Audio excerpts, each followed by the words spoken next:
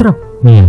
Jadi badannya Betul-betul. dingin, Iya. iya, dan dia sudah hilang kesadaran. Heeh. Jadi harus saya larikan ke rumah sakit dan dia ternyata sudah menderita demam berdarah stadium 4. Masya Allah. Kok bisa-bisanya ibu memilih untuk tersesat di bidang hukum kesehatan? Itu kalau sampai anak saya ada apa-apa kan saya bisa nuntut. Iya. Tentunya nggak berhati-hati, gitu. Iya. Ya kan? Sembarangan, Nggak sembrono. mengerti, Nah, nggak.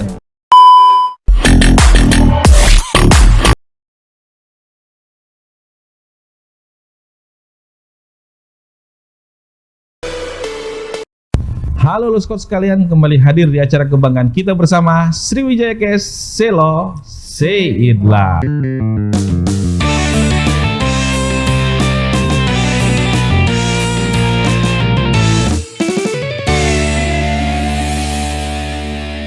Halo squad sekalian, kali ini kita kehadiran tamu spesial. Namanya Ibu Dr. Astuti SHMH. Apa kabar Bu? alhamdulillah baik. Sehat. Alhamdulillah. Beliau ini jauh perjalanan dari Universitas Erlangga. Gimana perjalanannya Bu? Alhamdulillah lancar. Lancar. Jalanan. Pakai travel? Pakai bus? Ya, turun tangga, naik Turun. bis, naik pesawat. Oh, naik turun pesawat Bu tangga ya. lagi. Gimana Bu? Ini ke Palembang kali pertama atau udah kali kesekian? Baru pertama kali. Baru pertama ke kali? Palembang, betul. Udah sempet jalan-jalan belum? Jalan-jalan dari bandara ke kampus. Bandara ke kampus. Iya. Tapi ya nengok-nengok lah ya kiri kanan Iya, ya, ngintip-ngintip betul. dikit. Iya. Berarti belum nengok Ampera Bu ya? Belum dong. Belum. Nanti panitia harus Harus kasih ngajak tunjuk ya. Harus spesial ini tamunya. Sama Bu, ini pertanyaan pertama dan pembuka kepada seluruh narasumber yang pasti hadir ke podcast ini. Kok bisa-bisanya Ibu memilih untuk tersesat di bidang hukum kesehatan? Kok ya. bisa Bu? Tersesat ya. Jadi saya memang S1 di UNER itu dulu mengambil bagian pidana. Oke. Lalu Ya. S2 tertarik juga mengambil hukum kesehatan karena memang dulu di bagian pidana itu kita punya guru besar hukum pidana.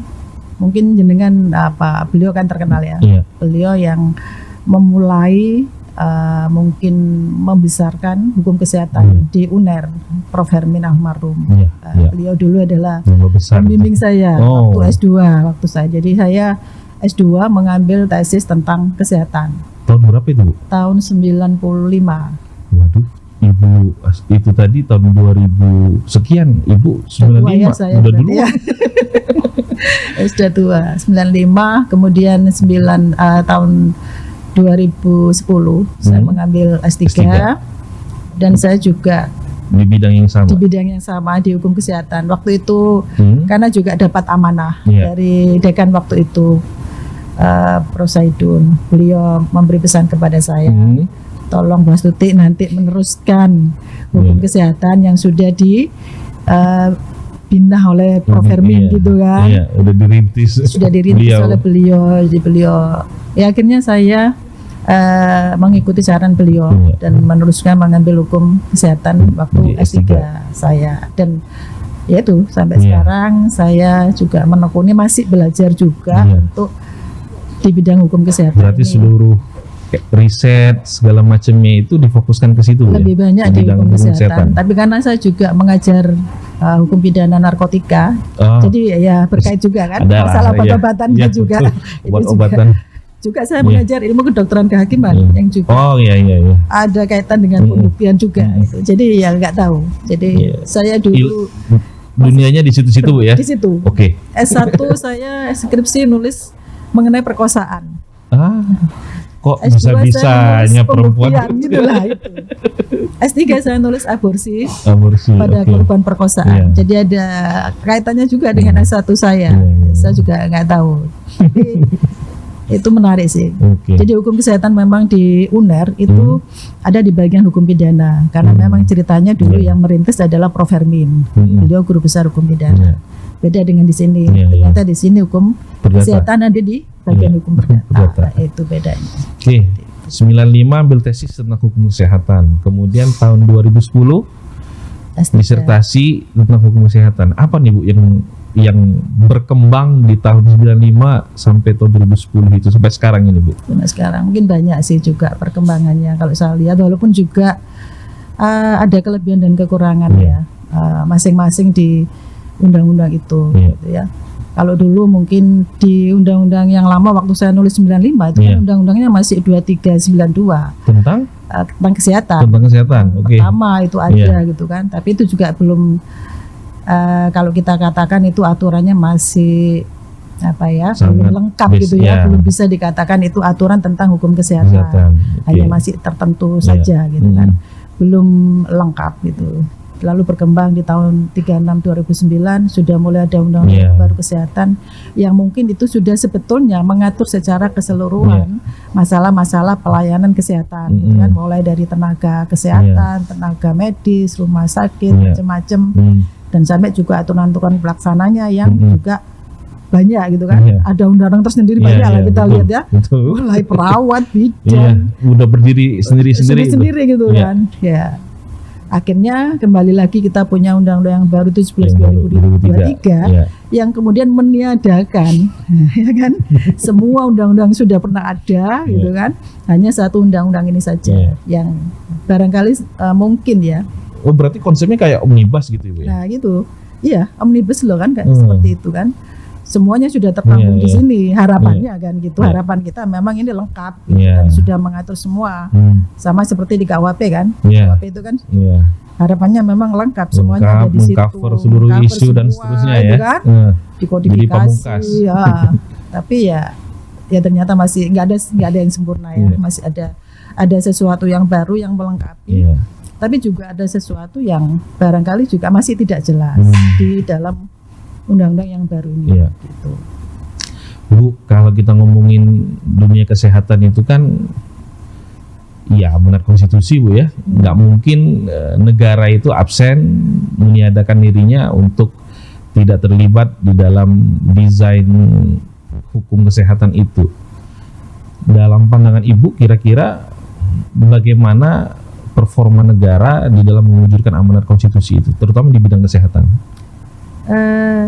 Sejauh ini sih sebetulnya negara sudah cukup ini ya memberikan mungkin wadah, terutama mungkin terkait dengan peraturan-peraturan ini kan sebetulnya ya dari pemerintah gitu kan. Tapi mungkin saja di dalam praktek barangkali ini masih juga banyak kekurangan ya. Tidak artinya bahwa kita mungkin sudah ada undang-undang, sudah ada aturan ya, yang mengatur sampai mungkin sejauh ini kayak telemedicine itu sudah mulai diatur. Tapi bagaimana di lapangan itu yang mungkin masih agak susah. Karena memang di dalam hukum kesehatan atau khususnya di pelayanan kesehatan itu kan memang sesuatu yang unik gitu ya. Hubungan antara dokter, pasien, dan pemerintah ini kan sebetulnya satu keterlibatannya adalah memberikan kewenangan kepada tenaga kesehatan dalam bentuk izin gitu kan, pada rumah sakit dalam bentuk izin itu kan ikut serta itu ya, menyediakan rumah sakit dan sebagainya.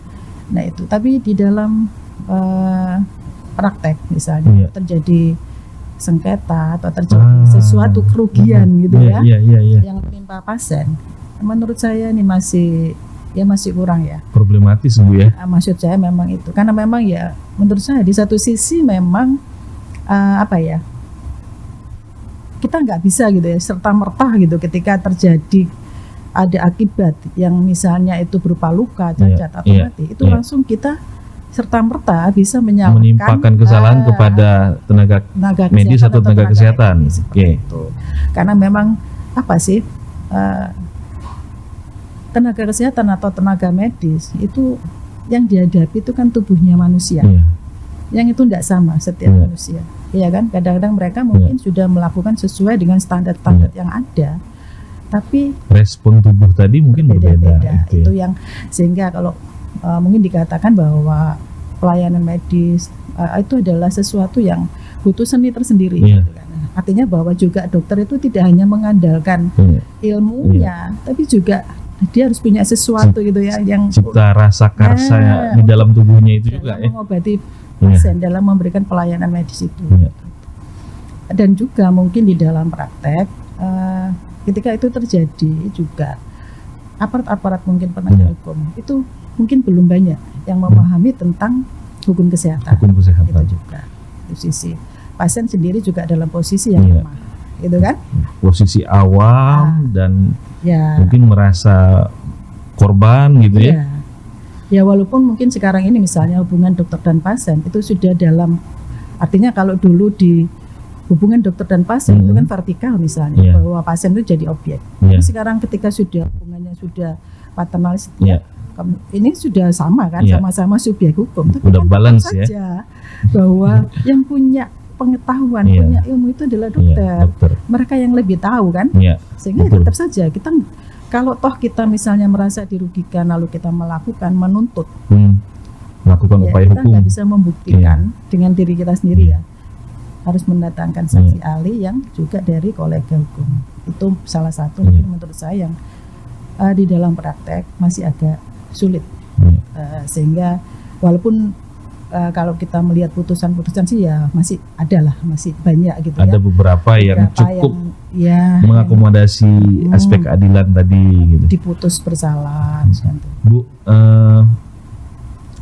di satu sisi kan jadi dokter itu sulit Bu ya. Kita tahu kalau kita nengok dari kejauhan itu para calon dokter, mahasiswa kedokteran itu kan belajarnya bertahun-tahun, kemudian bayarannya mahal, buku yang dibaca juga nggak kaleng-kaleng ya, mahal-mahal juga, tebel-tebel gitu Bu ya.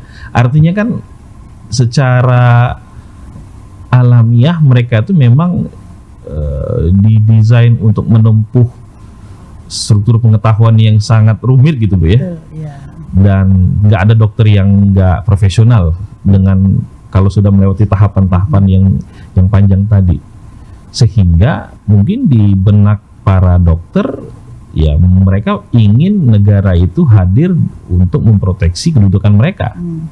Tapi di sisi yang lain ada masyarakat yang kata Ibu tadi sering dianggap sebagai objek, kemudian sering diposisikan dalam relasi yang hierarkis ya antara hubungan dokter sama pasien tadi gitu. Yang juga kadang ya kalau dokter itu saya kalau sering nonton di drakor Bu ya, pasiennya itu kan sehari bisa berapa puluh orang ya, operasi sampai ada dokter yang viral itu sampai meninggal Bu, gara-gara kecapean gitu ya. Di Makassar itu kan wah dahsyat sekali tuh, sampai dia kena jantung.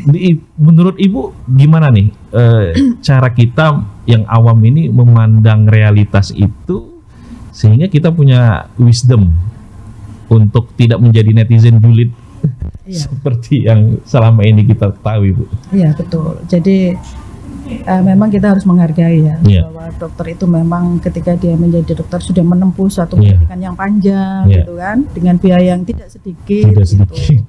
Dan tentu saja ketika mereka praktek itu nggak ada dari mereka yang mungkin punya niatan untuk melakukan sesuatu yang merugikan pasien kan. Mereka kan tujuannya satu, memberikan pelayanan yang terbaik buat pasien karena itu adalah etik mereka, mengutamakan pasien itu kan. Tetapi yang tadi dikatakan bahwa gimana pemerintah memproteksi mereka, pemerintah memproteksi mereka, perlindungan hukum diberikan kepada mereka. Maksud saya di undang-undang juga sudah, tetapi ada syaratnya kan, bahwa perlindungan hukum itu diberikan kepada mereka apabila mereka melakukan tugas mereka itu memenuhi standar-standar yang sudah ditetapkan, standar profesi medik, standar pelayanan medik, standar operasional prosedur, etik profesi yang mereka pegang teguh itu ya, yang mereka ucapkan. Kalau itu mereka sudah lakukan semuanya, lalu ternyata masih ada akibat, maka tentu mereka tidak bisa disalahkan, karena mereka sudah melakukan seperti yang sudah gitu kan. Yang tadi saya katakan, karena di dalam praktek ada rangkaiannya dia sudah melakukan, tapi ternyata saya sudah melakukan yang terbaik, sehingga nah ini yang kita mungkin harus pahami ya orang awam, bahwa kalau dokter sudah melakukan hal yang seperti itu, ya kan mereka hanya memberikan pertolongan, takdir sembuh atau tidak, karena itu di dalam pelayanan kesehatan, hubungan antara dokter dan pasien itu kan hubungannya bukan untuk menjanjikan hasil dalam hukum perdata ya, saya bukan orang perdata, tapi menjanjikan gitu ya? Yang dijanjikan bukan hasil, upaya. Saya akan mengupayakan yang terbaik. Tapi ada syaratnya, upaya yang terbaik itu dengan cara apa? Dengan cara yang cermat, dengan teliti dan hati-hati, nggak boleh sembrono, nggak boleh sembarangan, ya kan? Nah kalau dia sembarangan, sembrono, lalu ada akibat, ya dia harus dipersalahkan, ya, karena dia tidak, itu tadi, tidak memenuhi prosedur. Sakarpe lah, ini aja wis nggak usah ini kan ya. Harusnya saya melakukan ini, nggak usah dilakukan, paling nggak apa-apa. Tapi ternyata terjadi. Nah, itu yang ya mungkin adalah dokter seperti itu ya. Saya dulu punya pengalaman yang menarik. Waktu anak saya umur 5 tahun, anak saya itu sakit panas, muntah-muntah, ya kan. Saya datang ke dokter. Nah, dokternya bilang, oh nggak apa-apa Bu, ini panas biasa. Sudah 1 kali, panasnya belum turun, saya datang lagi ke dokter yang sama. Dok, ini anak saya nggak harus periksa darah, nggak harus opname. Apa yang dikatakan dokternya? Oh nggak usah Bu, ini paling cuma tipes, dirawat aja di rumah, nggak usah opname. Tapi ketika anak saya sudah di hari ke-6 panas, itu anak saya mengalami drop. Jadi badannya dingin, dan dia sudah hilang kesadaran. Jadi harus saya larikan ke rumah sakit, dan dia ternyata sudah menderita demam berdarah stadium 4. Masya Allah. Itu kalau sampai anak saya ada apa-apa kan saya bisa nonton. Dokternya nggak berhati-hati, gitu. Iya kan? Sembarangan, sembrono. Nggak cermat detil tadi standar, ya. Itu kalau dalam menganalisis. Ada pasien panas sudah 3 hari tidak turun panasnya, kan dia harus menyarankan ke lab. Tapi dia nggak, malah saya minta loh. Karena kita ibunya ini kan yang khawatir, yang per jam melihat perkembangan kesehatan anak kita gitu ya. Seperti ini kan. Yang dokter seperti ini bagaimana memberi perlindungan kalau dia sendiri acuh gitu ya, cuek, tidak peduli gitu kan. Nah itu yang menurut saya seperti itu. Tapi dokter yang memang betul-betul dia sudah melakukan sesuai standar-standar, lalu ada akibat ya gimana lagi gitu. Kita sebagai masyarakat pasti memahami kan. Nah itu yang kita harus melihat seperti itu. Harus dibedakan maksud saya, artinya saya juga walaupun dosen hukum pidana, kan hukum pidana itu bukan primum remedium, tapi ultimum remedium. Ini yang harus dipahami ya. Terakhir. Tapi banyak orang itu salah kan sekarang, memandang hukum pidana itu primum, disegerakan. Kenapa? Karena mereka berpikir kalau tidak dikenakan pidana, orang tidak mentaati aturan hukum. Itu yang salah ya. Budaya kita ya. Betul. Bahkan sampai kadang-kadang di perda itu pun pengen ada ketentuan pidana. Jadi premium.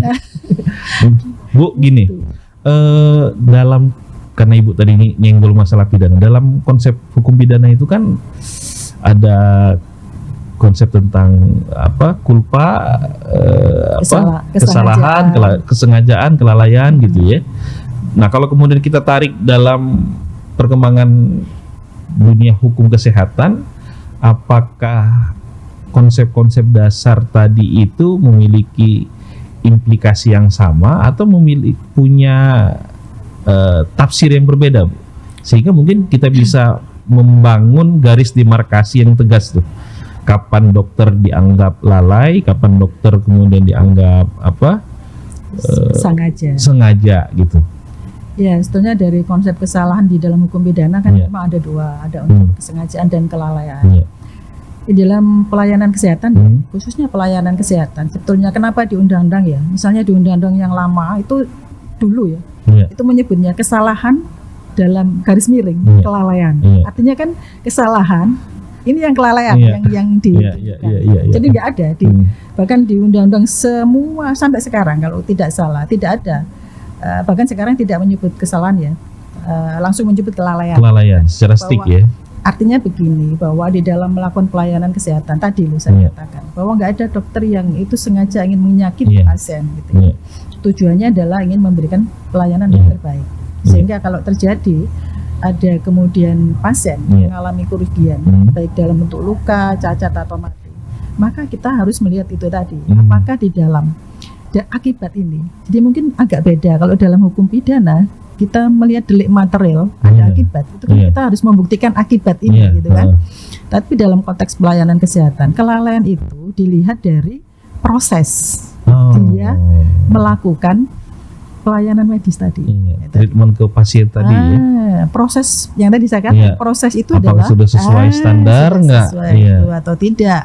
Kalau ternyata ada proses-proses yang itu tidak dilalui, maka di dalam hukum pidana kelalaian itu kan bentuknya ada tidak melakukan penduga-duga dan tidak melakukan penghati-hati. Nah, itu yang di situ. Apa tadi istilahnya Bu? Tidak melakukan penduga-duga, tidak melakukan penghati-hati. Nah, penghati-hati ini bisa datang dari aturan undang-undang atau tadi dari aturan-aturan internal tadi, dari profesinya dia, standar profesi, SOP, pelayanan medis dan sebagainya yang dilihat di situ. Tetapi ada juga barangkali dokter itu yang juga perbuatannya bisa masuk dalam kesengajaan, yaitu perbuatan-perbuatan yang memang menurut undang-undang itu dilarang untuk dilakukan, gitu kan? Tapi misalnya, masih tetap dilakukan secara sadar. Misalnya aborsi, kan dilarang. Oh, karena ada konsensual antara si pasien tadi sama si dokter tadi ya? Mungkin Bu dokter saya mau aborsi gitu. Dokternya juga mau mungkin kan? Kan itu dilarang, tidak boleh melakukan kecuali memang ada indikasi. Ada pertimbangan medis atau karena aborsi akibat perkosaan. Berarti logikanya di dalam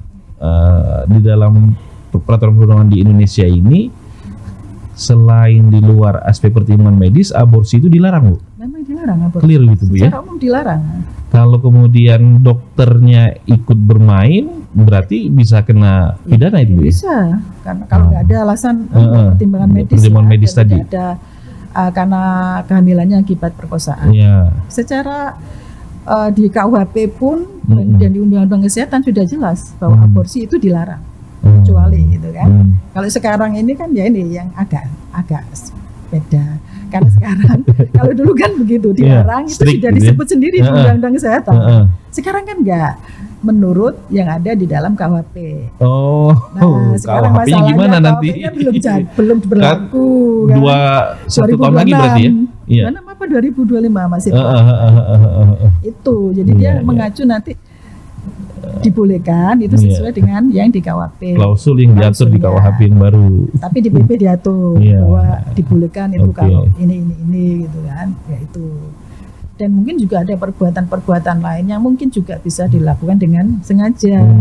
Misalnya membuka rahasia kedokteran, bisa saja kan, memberikan keterangan sehat yang tidak benar, tanpa memeriksa pasien tapi nulis sehat, padahal tadi diperiksa. Nah, itu termasuk kesengajaan. Artinya itu di luar pelayanan pelayanan medis, tapi tidak yang tadi kan, tidak sesuai dengan yang tadi. Ketidakprofesionalitasan si dokter tadi. Ini betul-betul dia melanggar perbuatan-perbuatan yang memang tidak boleh dilakukan.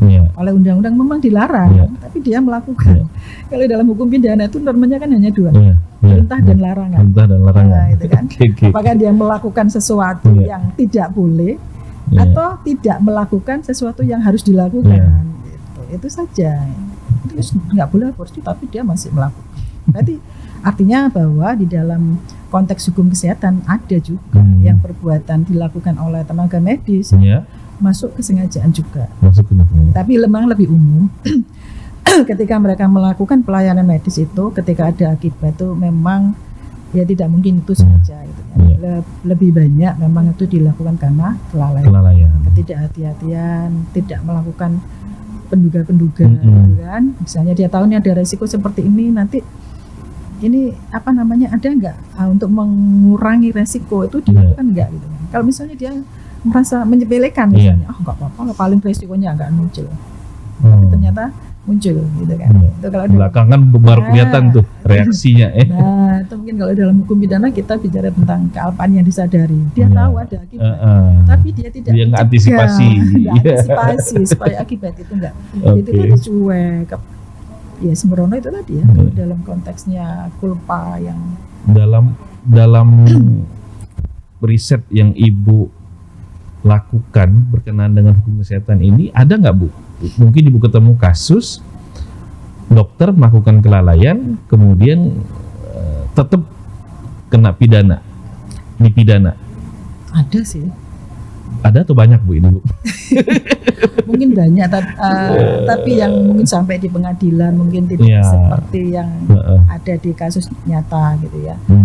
Karena ya tadi menurut saya memang agak sulit karena kan nanti kita yang korban yang harus membuktikan bahwa memang dokter sudah melakukan atau tidak melakukan yang harusnya dilakukan. Nah, itu kan harus membuktikan kita.